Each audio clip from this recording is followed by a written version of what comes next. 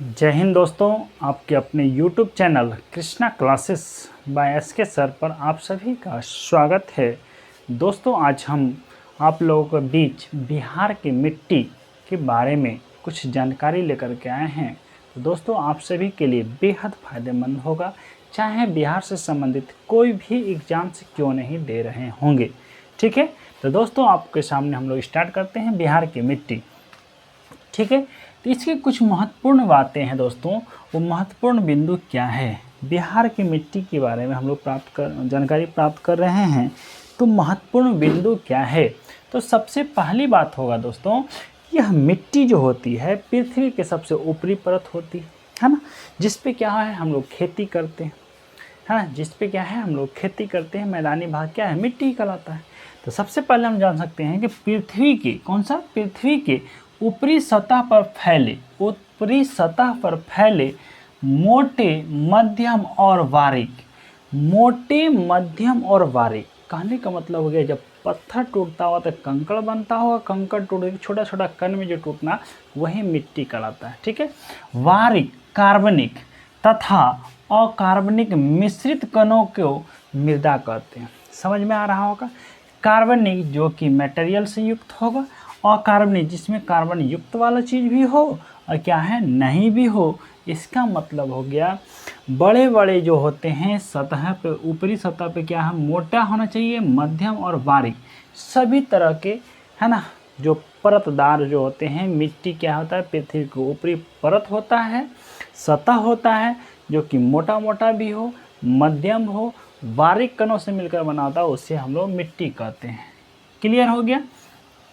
अब बात आती है दोस्तों, तो मृदा का निर्माण कैसे होता है। अभी जस्ट हमने बोला तो मृदा का निर्माण चट्टानों के टूटने से, चट्टान पर्वत जो होता है दोस्तों, उसको चट्टानों के टूटने फूटने तथा इसमें भौतिक और रासायनिक परिवर्तन के फलस्वरूप होता है। भौतिक भी होना चाहिए, रासायनिक भी, केमिकल युक्त भी है, फिजिकली भी है ना। यहाँ से बात आ गई। ये चट्टानों के टूटने फूटने से मृदा का निर्माण होता है। अगला है, मृदा के निर्माण में स्थलाकृति, वर्षा जल, आर्द्रता, तापमान, प्रकृति और वनस्पति आदि की मुख्य भूमिका होती है। दोस्तों यहाँ से बात है, मृदा के निर्माण में स्थलाकृति कैसा स्थल है वो निर्भर कर रहा है। वर्षा का जल आता है, देखते होंगे वर्षा का है ना, भारी पानी जब भारी बारिश होती है तो वहाँ पे क्या होता है, उसके जल जो होता है बहाव के माध्यम से बड़े बड़े कण को छोटे छोटे कणों में परिवर्तित तोड़ने का भी काम करता है, एक स्थान से दूसरे स्थान तक लेके जाने का भी काम करता है। जब वो एक स्थान से दूसरे स्थान तक चल जाएगा, बारीक रूप से पृथ्वी के सबसे ऊपर जो है महीन टाइप का जो होते हैं वो रूप ले लेते हैं, तो उसी को हम लोग क्या कहते हैं, मृदा करते हैं। ठीक है, उसके बाद आर्द्रता, नमी युक्त क्या है, तापमान भी मायने रखता है, प्रकृति और वनस्पति भी, ये आपका क्या हो जाएगा, मृदा के निर्माण में मुख्य भूमिका भी निभाता है। आगे है दोस्तों, मृदा के अध्ययन को, जब मृदा के बारे में पढ़ाई कर रहे हैं, जानकारी प्राप्त कर रहे हैं, तो मृदा के अध्ययन को क्या कहा जाता है। ठीक है, तो मृदा के अध्ययन को आप सभी से बहुत बार क्वेश्चन पूछा गया है, पेडोलॉजी होता है ना, अर्थात हिंदी में हम लोग कह सकते हैं मृदा विज्ञान कहते हैं। ठीक है, मृदा के बारे में पढ़ाई करना, मृदा के अध्ययन को मृदा विज्ञान या पेडोलॉजी कहा जाता है। ये क्वेश्चन बहुत बार पूछा गया है कि पेडोलॉजी किसे कहा जाता है। ठीक है, अगला हो जाएगा दोस्तों, विश्व मृदा दिवस कितना तारीख को, 5 दिसंबर को। दोस्तों 5 दिसंबर को मृदा की देखरेख के लिए, मृदा के संरक्षण के लिए क्या किया गया, एक विश्व मृदा दिवस बनाया गया। कितने तारीख को, 5 तारीख को, 5 दिसंबर को, ताकि ये क्या हो, मृदा का संरक्षण सही तरीके से हो सके। ठीक है, उसके बाद क्या होता है, मृदा एक मैदानी राज्य है जहां 90% क्षेत्र क्या होते हैं, जलोढ़ होते हैं, अपोढ़ होते हैं या कछारी मिट्टी पाई जाती है। दोस्तों हमने क्या बोला, जलोढ़ होना चाहिए, जलोढ़ या अपोढ़ कहेंगे या कछारी कहेंगे। देखते होंगे जलोढ़ मिट्टी कहाँ पाई जाती है, गंगा जी के कछारी भाग जो होता है, गंगा जी के आसपास जो होते हैं उसी को जलोढ़ मिट्टी कहते हैं, अर्थात जलोढ़ मिट्टी पाई जाती है कहाँ पे, मैदानी भाग में। अब आगे हम लोग देखते हैं दोस्तों, मिट्टी जो होता है कितने तरीके से होते हैं।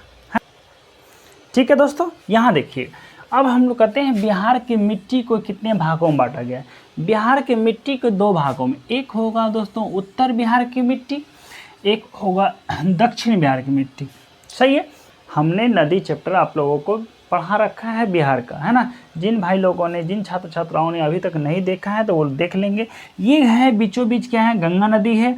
इस भाग को हम लोग क्या कहते हैं, उत्तरी भाग, और इस भाग को क्या कहते हैं दोस्तों, दक्षिणी भाग। सही है कि नहीं। अब यहाँ से बात आएगी, दक्षिणी उत्तर की ओर जो भी है क्या है मिट्टी, उसको हम लोग उत्तर बिहार की मिट्टी कहेंगे। दक्षिण की ओर जो है मिट्टी, अर्थात उसे दक्षिण बिहार की मिट्टी कहा जाता है। ठीक है, अब यहाँ से दोस्तों बोल रहा है पर्वतीय, है ना, पर्वत पादीय मिट्टी। पर्वत पादीय मतलब क्या, पर्वत के तल में, है ना। तो पर्वत के तल में, तो दोस्तों आप सभी को पता होगा बिहार के जो है ये जो भाग होते हैं, कौन सा, पश्चिमी चंपारण वाला, तो यहीं पे तो है ज़्यादा से ज़्यादा पर्वत, है ना। यहाँ पे जो होते हैं इस जगह पे जो मिट्टी पाई जाती है, अर्थात ये सब जो मिट्टी पाई जाती है ना, ये क्या होता है, पर्वत पादीय मिट्टी होती है। तराई मिट्टी, तराई क्या होता है दोस्तों, ये जो होता है नदी के तल में जो स्थित होते हैं, है ना, ये सारी की सारी क्या है, तराई मिट्टी है। पुरानी जलोढ़ मिट्टी, जिसे हम लोग बांगर के नाम से जानते हैं, बहुत बार क्वेश्चन पूछता है बांगर मिट्टी किसे कहा जाता है, जलोढ़ मिट्टी को, है ना। तो पुरानी जलोढ़ मिट्टी को बांगर, और नई जो अर्थात नवीन जलोढ़ मिट्टी को क्या बोलते हैं, खादर बोलते हैं। ठीक है, पुरानी जलोढ़ मिट्टी को बांगर, पुराना आदमी बांगा की तरह काम करता है ना, जबकि नया आदमी क्या होता है, नवीन जलोढ़ मिट्टी क्या होता है, नया है तो खोदना पड़ेगा, अर्थात खादर करते हैं। समझ में आ गया होगा। ये भाई जो है उत्तर बिहार की नदी है। ठीक है, आगे है दक्षिण बिहार की नदी, जिसे टाल या ताल मिट्टी के नाम से जाना जाता है। टाल या ताल मतलब तालाब, तालाबी क्षेत्र के आसपास जहाँ तालाब है वहाँ के जो मिट्टी होते हैं उसी को हम लोग टाल या ताल मिट्टी कहते हैं। ठीक है, ये तालाब कहाँ पाया जाएगा, दक्षिणी बिहार में, क्योंकि दक्षिण की तरफ क्या होता है, वर्षा पर निर्भर नदी होते हैं, वर्षा के ऊपर क्या है वह नदी निर्भर होती है, जबकि इधर की जितनी भी नदियाँ होती हैं क्या होती हैं, सदानीरा नदी होती है, अर्थात बारिश का भी पानी और बाढ़ का भी पानी, हिमालय के तराई क्षेत्र से जो निकला है, पर्वत से जो बर्फ़ पिघलता है ग्लेशियर से, उसका भी पानी मिलता है। तो यहाँ पे क्या होगा, ज़्यादातर जलोढ़ मिट्टी होंगे, और इधर क्या होगा दोस्तों, ये जो होता है सारा ताल या ताल क्षेत्र के होते हैं, तालाब के क्षेत्र के होते हैं। तो यहाँ पे क्या होगा, कछारी, समझ आ रहा है, मतलब कछारी मिट्टी जो बोल रहा है, या कगारी मिट्टी जो बोलते हैं, नदी के किनारे पे स्थित मिट्टी को क्या बोलते हैं, कगारी मिट्टी कहते हैं। पुरानी जलोढ़ मिट्टी, जिसे करेल केवाल मिट्टी के नाम से भी जाना जाता है, करेल केवाल मिट्टी, है ना,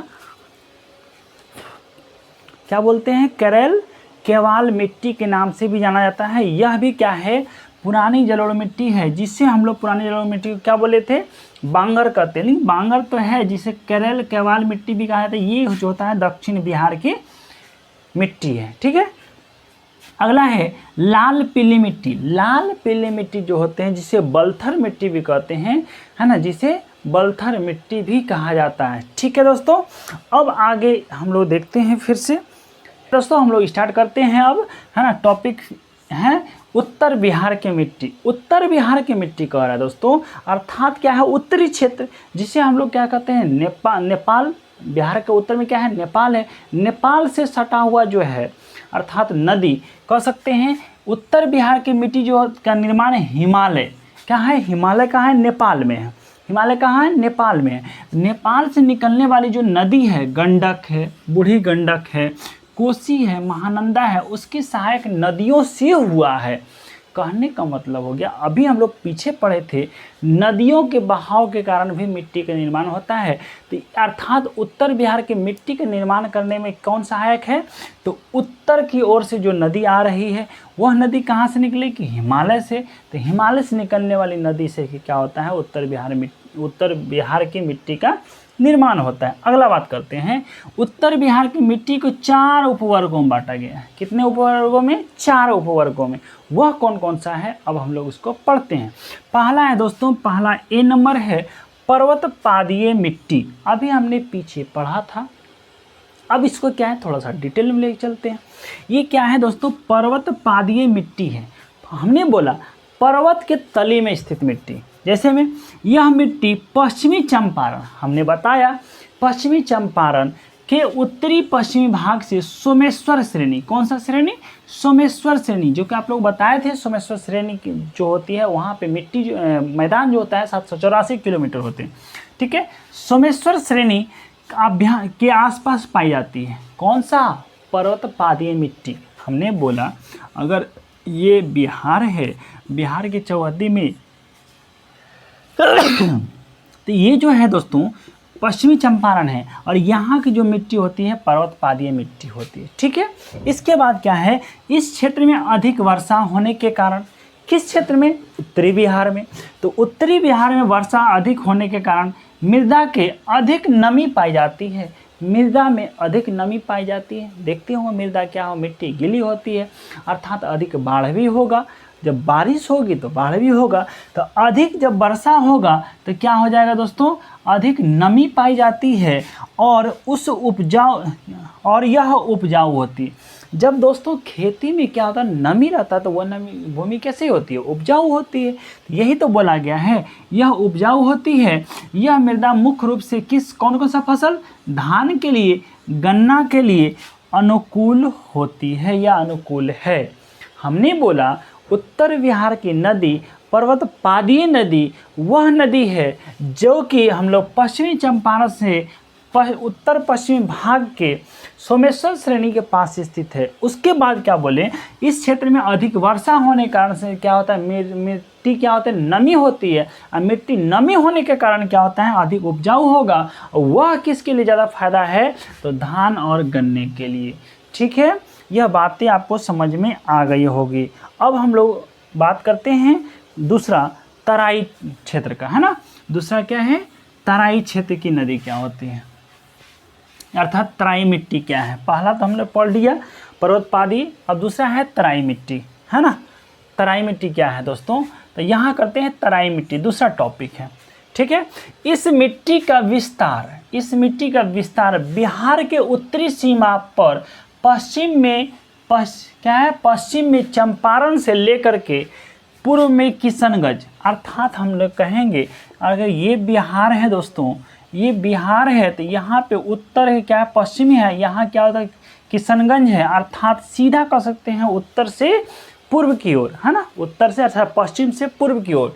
तो यहाँ कह रहे हैं दोस्तों पश्चिम चंपारण से लेकर के किशनगंज तक कितना किलोमीटर, 5 से 7 किलोमीटर की एक चौड़ी पट्टी होती है ना। यह बिहार का एक लेयर है, तो ये जो पट्टी है ना, कितना किलोमीटर का, 5 से 7 किलोमीटर का, है ना। 5 से 7 किलोमीटर तक की ये जो एक चौड़ी पट्टी है, इसी को हम लोग क्या कहते हैं दोस्तों, तराई, क्या है, तराई मिट्टी कहते हैं। अगला बात बोला है, इस मिट्टी में कहीं कहीं कंकड़ भी मिलेगा, कहीं कहीं रेत, है ना, कहीं कहीं रेत, जिसको हम लोग बालू कहते हैं ना। क्या मिलेगा, कंकड़ और रेत की मात्रा अधिक पाई जाती है, तथा कई जगहों पर दलदली भूमि का भी विकास हुआ है ना। कैसा भूमि का, दलदली भूमि का, कहाँ पे, तराई मिट्टी में। तराई मिट्टी आप लोग कहाँ से, पश्चिमी चंपारण से लेकर के पूर्व में किशनगंज तक बिहार के उत्तरी क्षेत्र की मिट्टी है। और इस मिट्टी का खासियत है कि इसके पास क्या है, कंकड़ है और रेत की मात्रा है पाई जाती है, और यह मिट्टी क्या होती है, दलदली भी होती है, दलदली भूमि का भी विकास करता है। आगे है, इसमें मध्यम श्रेणी की उर्वरता के साथ ही पर्याप्त आर्द्रता भी पाई जाती है। देखिए उर्वरता बोला है, अर्थात क्या हो, फसल भी थोड़ा सा मीडियम क्वालिटी का हो, ना ही अच्छा होगा ना ही खराब होगा, तो क्या हो जाएगा, मीडियम श्रेणी की, अर्थात मध्यम श्रेणी की उर्वरता के साथ साथ क्या होती है, आर्द्रता भी पाई जाती है, अर्थात नमी भी पाई जाता है। नमी होगा तो फसल तो होगा ही होगा, हल अर्थात कम हो या ज़्यादा हो, ठीक है। इस मिट्टी क्या होता है, इस मिट्टी का हल्के भूरे या पीले रंग की होती है, अर्थात यह मिट्टी का कलर जो होगा भूरा होगा या हल्का रंग का पीला होता है, ठीक है। आगे बात बोला है, यह मिट्टी धान के लिए, पटसन के लिए और गन्ने की खेती के लिए अनुकूल होती है। दोस्तों हमने बोला उत्तर बिहार की नदी जो होती है, धान तो पाया ही जाएगा। किशनगंज का नाम आया है तो पटसन तो होगा ही होगा, है ना, पटसन तो होगा ही होगा, क्योंकि आपको पता है पटसन जो सबसे अधिक कहाँ पश्चिम बंगाल में पाया जाता है। पश्चिम बंगाल से सटा बॉर्डर क्या इसका होता है, किशनगंज का होता है। तो यही जो होता है धान और पटसन की और गन्ने की खेती के लिए अनुकूल है। और अगला है पुरानी जलोढ़ मिट्टी, है ना, पुरानी जलोढ़ मिट्टी किसे कहते हैं, है ना, पुरानी जलोढ़ मिट्टी क्या है, इसको हम लोग पढ़ लेते हैं दोस्तों। ठीक है दोस्तों, देखते हैं, है ना, अगला हम लोग बात करते हैं पुरानी क्या है, पुरानी जलोढ़ मिट्टी, है ना, पुरानी जलोढ़ मिट्टी। ठीक है, पुरानी जलोढ़ मिट्टी क्या होती है इसके बारे में देखते हैं। पुरानी जलोढ़ मिट्टी क्या होता है, बांगर होता है। क्या है, पुरानी जलोढ़ मिट्टी क्या होते हैं, बांगर होते हैं। इस मिट्टी का विकास उन क्षेत्रों से होता है जहाँ पे बाढ़ का पानी प्रतिवर्ष नहीं आता है। दोस्तों अभी हमने बोला बाढ़ की पानी प्रतिवर्ष नहीं आता है, इसका मतलब यहाँ से साबित हो रहा है उत्तर बिहार में तो बाढ़ तो आएगा ही, है ना, लेकिन प्रतिवर्ष नहीं आना चाहिए। जैसे मैं मान लीजिए उत्तर बिहार में क्या होगा, है ना, दरभंगा क्षेत्र, मोतिहारी, है ना, दरभंगा हो गया और पूर्णिया हो गया, ये सब में क्या होता है नदी में तो उत्तर में क्या है, उत्तरी क्षेत्र है, कौन कौन सा, पूर्णिया बोले हैं, है ना, पूर्णिया, है ना, पूर्णिया, दरभंगा, ये सब जो क्षेत्र है, ठीक है, ये सब क्षेत्र में पानी तो आता है ना, बाढ़ का पानी तो आता है, नहीं प्रतिवर्ष नहीं आता। यहाँ लिख चुके हैं प्रतिवर्ष नहीं आता है। इस क्षेत्र में क्या होता है, पुरानी जलोढ़ मिट्टी अर्थात बांगर मिट्टी पाई जाती है। अगला बोला है इस मिट्टी का विस्तार मुख्यतः घाघरा गंडक दोआब, घाघरा गंडक दोआब, दो नदियों के बीच की जो भूमि होते हैं उसी को बोलते हैं दोआब, है ना, दो नदियों के बीच की भूमि को दोआब, अर्थात किसके किसके बीच, घाघरा और गंडक के बीच जो होते हैं दोआब क्षेत्र वो, और बूढ़ी गंडक के पश्चिमी भाग में जो होते हैं ये पुरानी जलोढ़ मिट्टी अर्थात पुरानी जलोढ़ मिट्टी क्या आते हैं पाई जाती है। ठीक है, इसका विस्तार हमने बोला पूर्णिया में, सहरसा में, दरभंगा में, मुजफ्फरपुर आदि क्षेत्रों में पाए जाते हैं। अभी जस्ट हमने वहाँ लिखा था पूर्णिया दरभंगा, तो आप सभी को यहाँ दिख रहा है भाई कि पूर्णिया, सहरसा, दरभंगा और मुजफ्फरपुर का जो क्षेत्र है ये क्या है, पुरानी जलोढ़ मिट्टी का क्षेत्र है। आगे बात करते हैं, इस मिट्टी को बल सुंदरी मृदा भी कहा जाता है, बल सुंदरी मृदा भी कहा जाता है। ठीक है, किस मिट्टी को, तो पुरानी जलोढ़ मिट्टी को बल सुंदरी मृदा भी कहा जाता है। आगे है इस मृदा में चूना, पोटास की अधिकता होती है और फास्फोरस एवं नाइट्रोजन की कमी होती है, फास्फोरस और नाइट्रोजन की कमी होती है। ठीक है, हमने बोला इस मिट्टी में चूना और पोटास की अधिकता होती है लेकिन फास्फोरस और नाइट्रोजन की कमी होती है, और इस प्रकार की मिट्टी में आराम से किसान क्या करता है, जाता है और यूरिया ला करके छींट देता है ना, कौन सा, यूरिया। तो बहुत बार क्वेश्चन पूछता भी है नाइट्रोजन की कमी को पूरा करने का काम कौन करता है, यूरिया करता है। ठीक है, यूरिया में नाइट्रोजन कितना % आता है क्वेश्चन पूछता भी है, तो 46% है ना नाइट्रोजन पाए जाते हैं किसमें, यूरिया में। ठीक है, यूरिया में। ठीक है, इसके बाद बोला है क्या, तथा इसकी प्रकृति क्षारीय होती है। अब क्षारीय और अम्लीय क्या होता है, क्षारीय का मतलब होगा पीएच वैल्यू, है ना, पीएच वैल्यू क्या होगा, 7 से अधिक होगा, है ना, क्या होगा, पीएच वैल्यू जो होगा 7 से अधिक होगा। सही है कि नहीं, पीएच वैल्यू 7 से अधिक होगा। कैसी हो गया इसका प्रकृति भाई, ये क्षारीय होती है और इसे मुख्य रूप से कौन सा फसल, धान के लिए, गेहूं के लिए, मक्का, तंबाकू, ईख, है ना, ये आदि क्या है उपजाए जाते हैं, अर्थात ये फसलें उपजाई जा सकती है या जाती है। ठीक है, आगे हो जाएगा दोस्तों, नवीन जलोढ़ मिट्टी या खादर मिट्टी किसे कहते हैं। नवीन जलोढ़ मिट्टी क्या होता है, अर्थात नया, है ना, ये पानी के बहाव से जो खोद कर निकला है उसी को हम लोग कहते हैं खादर। नदियों द्वारा प्रतिवर्ष क्या है, नदियों द्वारा प्रतिवर्ष लाए गए अवसादों से खादर मिट्टी का निर्माण होता है। अब नदी क्या है दोस्तों, नदी का बहाव होता है, देखते हैं गंगा जी आती है, बाढ़ आता है प्रतिवर्ष, तो क्या होता है मिट्टी, यहाँ से मिट्टी दूसरी जगह, दूसरे का मिट्टी तीसरी जगह जाता है, तो ये क्या होते हैं अवसाद आते हैं, अर्थात क्या होता है तल छट जम जाता है, जिसको मिट्टी के ऊपरी परत क्या होता है बोलता है कि नया मिट्टी आ गया, उसी को हम लोग क्या करते हैं खादर कहते हैं। ठीक है, इस मिट्टी का विस्तार गंगा, गंडक, बूढ़ी गंडक, कोसी, महानंदा के है ना निचली घाटी में होती है ना। यही गंगा, गंडक, बूढ़ी गंडक, कोसी, महानंदा ये क्या है दोस्तों बाढ़ लाने का भी काम कर रहा है। ठीक है, आगे है इस मिट्टी का रंग जो होता है गहरा भूरा रंग का होता है ना। इस मिट्टी का कलर कैसा होता है गहरा भूरा रंग का होता है तथा इसे बालू एवं चीका की प्रधानता होती है ना। बालू एवं चीका की प्रधानता होती है। आगे है दोस्तों, आगे है समझिएगा, आगे बोला है इस मिट्टी का रंग हो गया ना, है ना। इस मिट्टी में नाइट्रोजन की कमी पाई जाती है। किसकी कमी? नाइट्रोजन की कमी पाई जाती है। देखते होंगे दोस्तों, है ना, क्या बोलते हैं दियारा क्षेत्र, है ना, क्या बोलते हैं दियारा क्षेत्र में क्या होता है मिट्टी में नाइट्रोजन की कमी होती है और डायरेक्ट हम लोग कुछ नहीं देखते हैं। और नदी क्या है, अगर दियारा क्षेत्र है जिसमें नाइट्रोजन की कमी है, कौन सा नमीन जलोढ़ मिट्टी है, तो यूरिया लाते हैं और आसानी से छींट देते हैं। उसके बाद क्या बोला है यह मिट्टी क्या होते हैं आध्यात्मिक रूप से ना अत्यधिक रूप से उर्वरक होते हैं। जहाँ पे नाइट्रोजन की कमी है, प्रतिवर्ष क्या है बाढ़ आ रहा है, प्रतिवर्ष नए नए अवसाद आ रहे हैं, तो निश्चित रूप से उर्वरता क्या होगा ज़्यादा होगा। अत्यधिक उर्वरक होती है जिसमें पर्याप्त, है ना, जिसमें बोला है पर्याप्त सिंचाई होने पर धान, है ना, ध्यान दीजिएगा नहीं दिख रहा होगा, हम बोल देते हैं अच्छे तरीके से। ठीक है, यह मिट्टी अत्यधिक उर्वरक, है ना, उपजाऊ ना, अत्यधिक उर्वरक होती है जिसमें पर्याप्त सिंचाई होने पर धान, गेहूं, जूट, मक्का आदि की फसलें मुख्य रूप से होती है। हाँ, आदि की फसलें मुख्य रूप से पैदावार होती है। तो यह भी आपको अच्छे तरीके से उत्तर बिहार की मिट्टी समझ में आ गया होगा। अब हम लोग देखेंगे दोस्तों दक्षिण बिहार की नदी। दक्षिण बिहार की मिट्टी का विस्तार गंगा नदी, दक्षिण बिहार की नदी अर्थात गंगा नदी, समझ रहे हैं आप लोग। दक्षिण बिहार कहाँ है?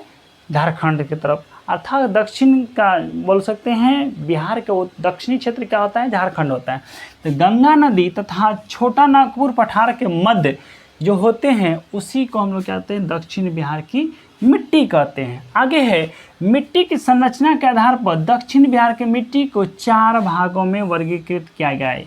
उत्तर बिहार की मिट्टी भी 4 और दक्षिण बिहार की मिट्टी भी 4 प्रकार में बांटी गई है। तो पहला हम लोग स्टार्ट करते हैं, कौन सा है? टाल मिट्टी, जिसको हम लोग ताल मिट्टी के नाम से भी जाना जाता है ना। कौन सा हो जाएगा? ताल मिट्टी के नाम से भी जाना जाता है।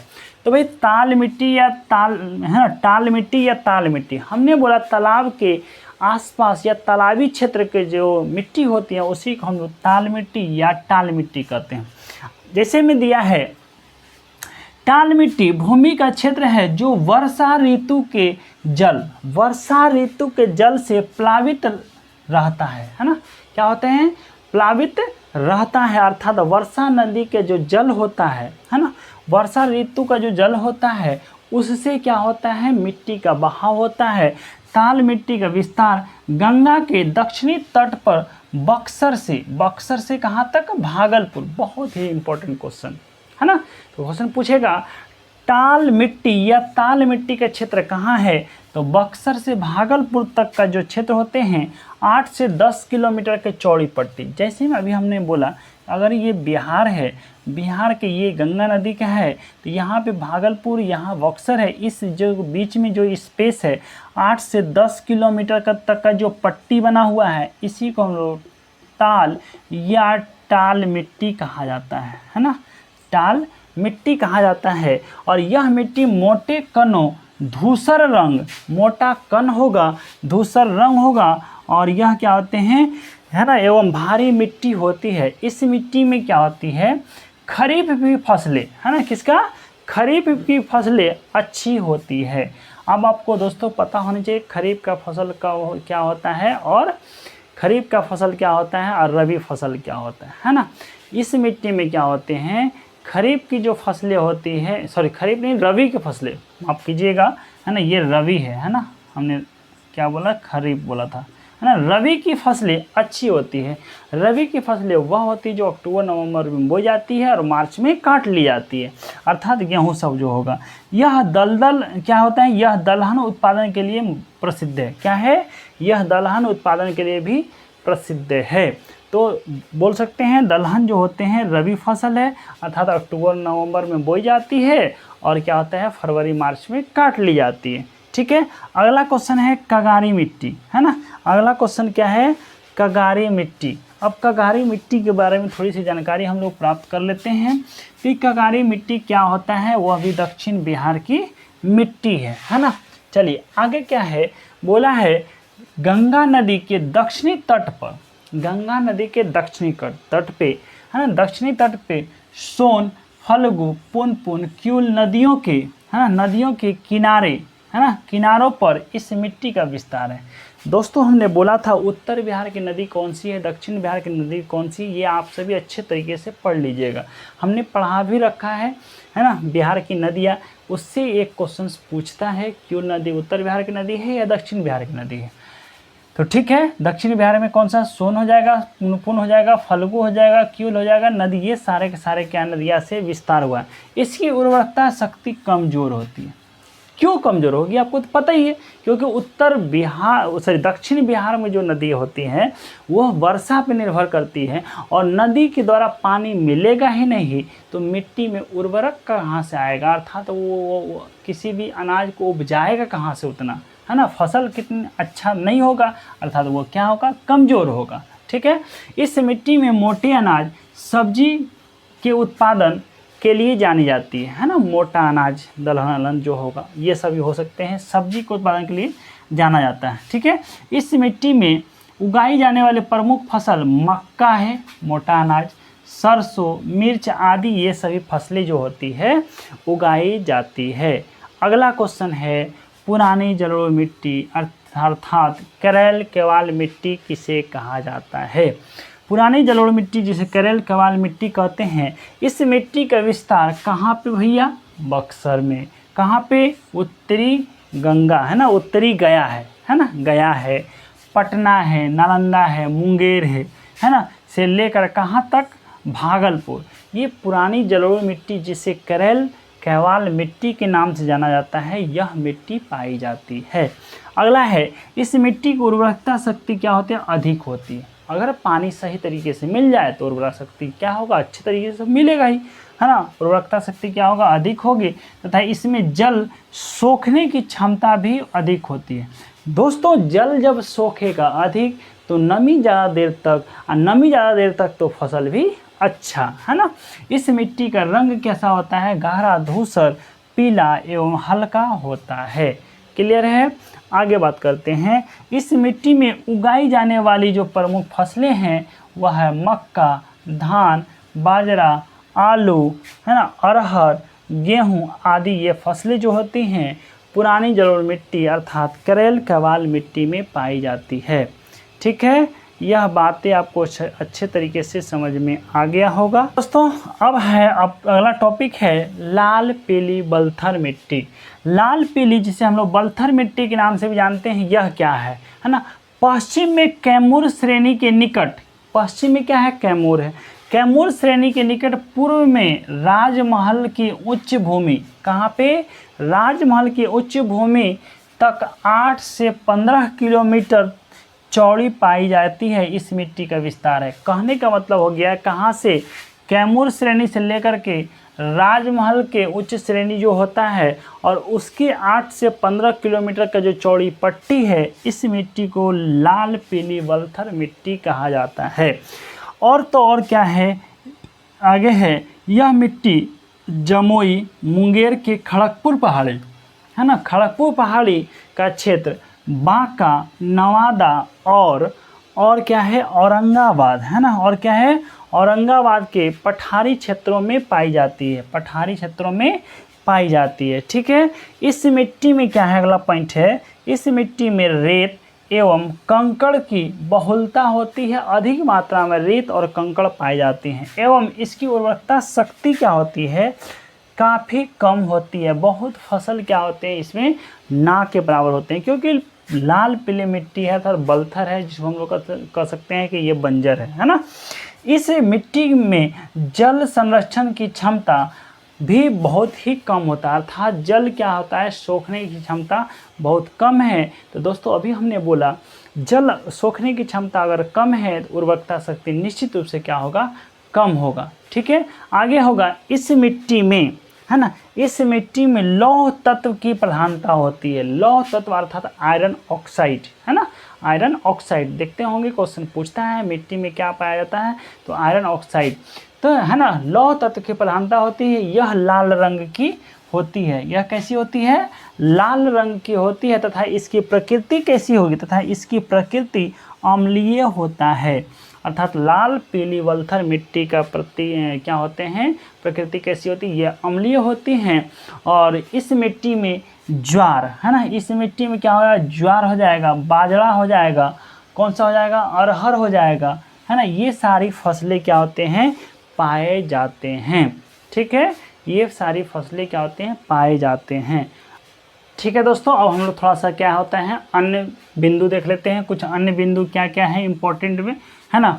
अगला है लाल बलुई मिट्टी है, लाल बलुई मिट्टी, ये जो होते हैं दोस्तों, यह मिट्टी कैमूर एवं रोहतास, हमने बोला था क्या, ये जो बिहार है, यह बिहार का जो क्षेत्र है ये कैमूर है ना, कैमूर और क्या है, रोहतास का क्षेत्र है, रोहतास का क्षेत्र है, जहाँ पे क्या है, चूना पत्थर ये सब पाए जाते हैं ना।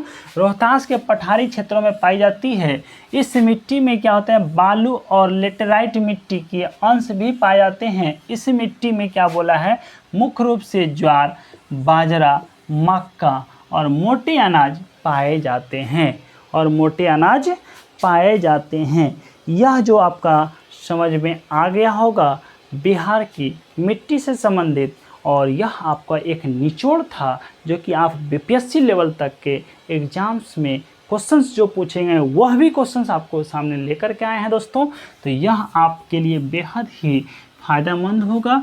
तो चलिए दोस्तों देखते हैं हम लोग क्वेश्चन कि बिहार के निम्नलिखित जगहों में से किस जिले में है ना पीडमोंट स्लैम मिट्टी पाई जाती है। तो पीडमोंट स्लैम मिट्टी जो होता है दोस्तों, जिसे हम लोग पर्वत पादीय मिट्टी कहते हैं, और पर्वत पादीय मिट्टी तो आपको पता ही है पश्चिमी चंपारण में होता है। इसका आंसर क्या है, option number B, option number B यहाँ दिया हुआ है।